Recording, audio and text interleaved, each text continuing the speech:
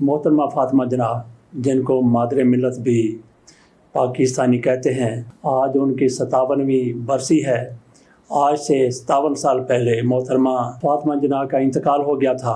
9 جولائی 1967 1967 مادر ملت محترمہ فاطمہ جناح کے حوالے سے اب تک یہ بھی کہا جاتا ہے کہ ان کی موت طبعی نہیں تھی، ان کو قتل کیا گیا تھا۔ ان کی غسالہ جو تھی، ان کی طرف سے بیان دیا گیا تھا کہ ان کے جسم پر جگہ جگہ زخموں کے نشان تھے، گردن پر بھی ایک کٹ تھا، یہاں پہ ٹانکے لگے ہوئے تھے۔ محترمہ فاطمہ جناح کی موت کے حوالے سے قتل کی جب بات کی جاتی ہے تو اس پر بھی بڑے مضبوط دلائل ہیں، لیکن محترمہ فاطمہ جناح کے جو قریبی تھے، سیاستدان تھے، ان کی طرف سے بھی بڑی مضبوطی کے ساتھ کہا جا رہا ہے کہ محترمہ فاطمہ جناح کو قتل نہیں کیا گیا تھا، بلکہ ان کی موت طبعی تھی۔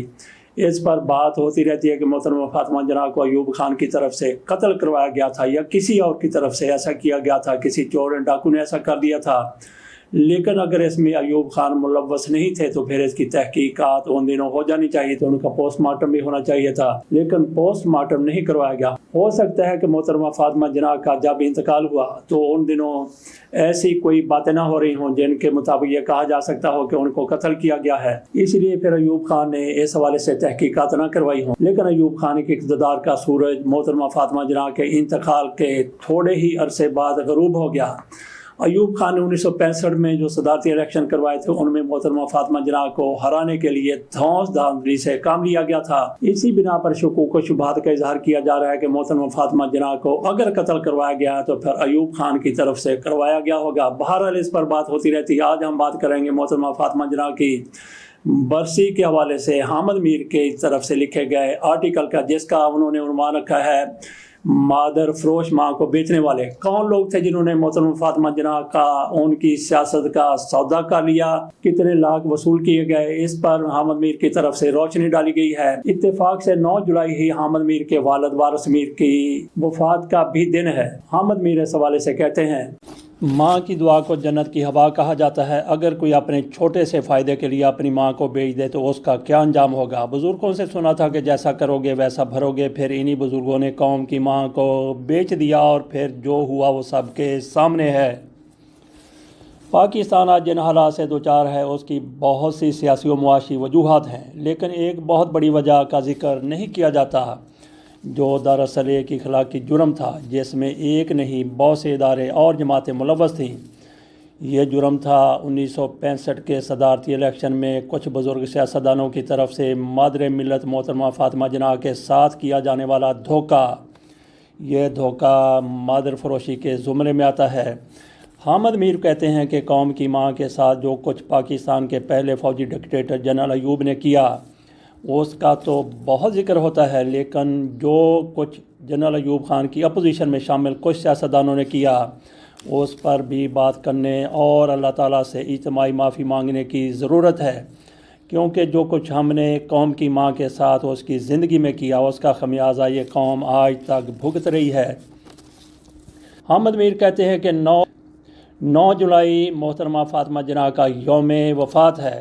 حامد میر کہتے ہیں کہ یہی دن میرے والد پروفیسر وارث میر کا بھی یوم وفات ہے۔ میرے والد اکثر کہا کرتے تھے کہ ہم نے مادر ملت کے ساتھ اچھا سلوک نہیں کیا۔ حبیب جالب صاحب کی زبان سے بھی میں نے کئی دفعہ سنا کہ اگر مولانا بھاشانی مادر ملت کو دھوکہ نہ دیتے تو شاید پاکستان نہ ٹوٹتا اور حالات آج مختلف ہوتے۔ 1957 میں مجھے ایک سابق آئی جی حافظ صباح الدین جامی کی کتاب پولیس کرائم اینڈ پالیٹکس پڑھنے کا موقع ملا، جس میں انہوں نے محترمہ فاطمہ جناح کے خلاف صدارتی الیکشن میں کراچی پولیس کی کھلم کھلا مداخلت کا آنکھوں دیکھا حال لکھا تھا۔ وہ 1964 میں S P special branch Karachi تھے اور وداد خان کمشنر کراچی۔ جامی صاحب نے اپنی کتاب میں لکھا کہ کس طرح ایک حکومتی وزیر عبدالغفار پاشا کھلم کھلا جنرل ایوب کے لیے ووٹ خریدتے پھرتے تھے۔ اس الیکشن میں مغربی اور مشرقی پاکستان سے 80,000 کونسلروں نے حصہ لیا تھا اور تمام سرکاری ادارے دھونس دھاندلی سے ان کونسلروں سے ایوب خان کی حمایت حاصل کر رہے تھے۔ جامی صاحب کی کتاب کے بعد میں نے مزید مواد تلاش کیا۔ خان عبدالولی خان، نوابزادہ نصر اللہ خان اور غوث بخش بزنجو نے بہت سی معلومات دیں۔ سب سے زیادہ معلومات ثریا کے ایچ خورشید کے پاس تھیں۔ جو کئی سال مادر ملت کی پرائیویٹ سیکرٹری رہیں اور کراچی میں ان کے ساتھ ہی رہتی تھیں، لیکن وہ بہت محتاط گفتگو کرتی تھیں۔ ان کی کتاب یادوں کی کہکشاں مادر ملت کے متعلق معلومات کا ایک خزانہ ہے۔ ان کے خاوند کے ایچ خورشید کا تعلق سری نگر سے تھا اور 1944 میں قائد اعظم کے سیکرٹری بنے۔ قیام پاکستان کے بعد کے ایچ خورشید کچھ اہم کشمیری رہنماؤں کے لیے بانی پاکستان کا پیغام لے کر سری نگر گئے اور وہاں گرفتار ہو گئے۔ انہیں قائد اعظم کی وفات کے بعد رہا کیا گیا۔ محترمہ فاطمہ جناح انہیں اپنے بیٹے کی طرح چاہتی تھیں۔ انہوں نے کے ایچ خورشید کو اعلیٰ تعلیم کے لیے برطانیہ بھیجا۔ وہ بار لا کر کے واپس آئے تو مادر ملت کے ساتھ کراچی میں رہائش پذیر ہو گئے۔ یہیں مادر ملت نے ان کی شادی کرائی۔ شادی کے بعد میاں بیوی مادر ملت کے ساتھ رہنے لگے۔ حکومت پاکستان نے نیوزی لینڈ سے تعلق رکھنے والے ایک مصنف ہیکٹر بولیتھو سے بانی پاکستان پر کتاب لکھوائی۔ مادر ملت اس کتاب سے مطمئن نہ تھی۔ انہوں نے مائی بردر کے نام سے خود کتاب لکھ دی جسے حکومت پاکستان نے شائع نہ ہونے دیا۔ ثریا کے ایچ خورشید کی یادداشتوں سے پتہ چلتا ہے کہ مادر ملت اسکندر مرزا ایوب خان کو سخت ناپسند کرتی تھی اور ایسی تقریبات میں جانے سے گریز کرتی جہاں ان طاقتور لوگوں کے آنے کا خدشہ یا امکان ہوتا۔ 1964 میں جنرل ایوب خان نے صدارتی الیکشن کا اعلان کیا تو حکمران مسلم لیگ کئی دھڑوں میں تقسیم ہو چکی تھی۔ کنونشن مسلم لیگ فوجی ڈکٹیٹر کی حمایت کر رہی تھی۔ کونسل مسلم لیگ کے رہنما ممتاز دولتانہ، سردار شوکت حیات، خواجہ صفدر اور چودھری ظہور الہی نے مادر ملت کی حمایت کا فیصلہ کیا۔ نیشنل عوامی پارٹی کے رہنما مولانا عبدالحمید بھاشانی، خان عبدالولی خان، عوامی مسلم لیگ نون کے شیخ مجیب الرحمان، جماعت اسلامی کے مولانا ابوالعلا مودودی سمیت کئی جماعتوں نے مادر ملت کی حمایت کا اعلان کر دیا۔ مادر ملت صدارتی الیکشن لڑنے کے لیے تیار نہ تھی، لہٰذا مولانا بھاشانی ان کے پاس کراچی آئے اور ان سے الیکشن لڑنے کی درخواست کی۔ مولانا بھاشانی کو مادر ملت تحریک پاکستان کے زمانے سے جانتی تھیں، لہٰذا انہوں نے الیکشن لڑنے پر آمادگی ظاہر کر دی۔ محترمہ فاطمہ جناح کی شخصیت وفاق کی مضبوط علامت بن کر سامنے آئی۔ ملک کے مشرقی حصے میں بھاشانی اور شیخ مجیب الرحمان ان کے پیچھے کھڑے تھے۔ مغربی حصے میں ولی خان اور غوث بخش بزنجو سے لے کر خیر بخش مری اور مولانا مودودی ان کے پیچھے کھڑے تھے۔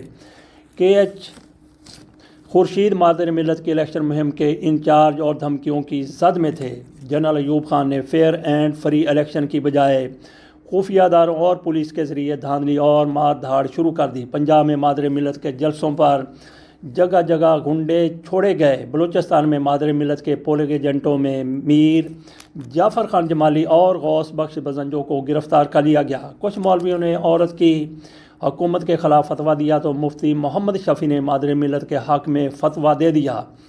مشرقی پاکستان میں شیخ مجیب الرحمان نے مادر ملت کے بڑے بڑے جلسے منعقد کرائے جن سے جنرل ایوب خان لرز گیا۔ یہ وہ موقع تھا جب مولانا بھاشانی نے 40 لاکھ روپے کے عوض مادر ملت محترمہ فاطمہ جناح کا سودا کر لیا۔ انہوں نے ایوب خان سے پیسے لے کے مادر ملت کی انتخابی مہم کو اپنے زیر اثر علاقوں میں ٹھنڈا کر دیا اور 2 جنوری 1965 کو انہیں ووٹ بھی نہ ڈلوائے۔ نیب کی قیادت کو فوراً مولانا بھاشانی کی غداری کا پتہ چلا۔ نیب نیشنل عوامی پارٹی کے 3 رہنما میاں محمود علی قصوری، خان عبدالولی خان اور ارباب اسکندر اس معاملے کی تحقیقات کے لیے پہلے ڈھاکہ پھر مولانا کے گاؤں پنج بی بی پہنچ گئے اور طویل بحث کے بعد مولانا بھاشانی نے تسلیم کیا کہ انہوں نے چو این لائی کی درخواست پر ایوب خان کی مدد کی۔ اس کا حوالہ دیا جاتا ہے داستان خانوادہ میاں محمود علی قصوری۔ شیخ مجیب الرحمان نے ڈھاکہ اور چٹاگانگ میں مادر ملت کو جتوا دیا، لیکن باقی علاقوں میں بھاشانی نے مادر ملت کو ہروا دیا۔ مادر ملت مشرقی پاکستان سے اکثریت حاصل کر لیتی اور الیکشن جیت جاتی تو شاید پاکستان نہ ٹوٹتا۔ ایوب خان نے الیکشن جیت کر پاکستان کو ہروا دیا۔ اس جرم میں پاکستان کی سول ملٹری بیوروکریسی کے سب سے بڑے سہولت کار مولانا بھاشانی تھے، جنہوں نے قوم کی ماں کو بیچ دیا۔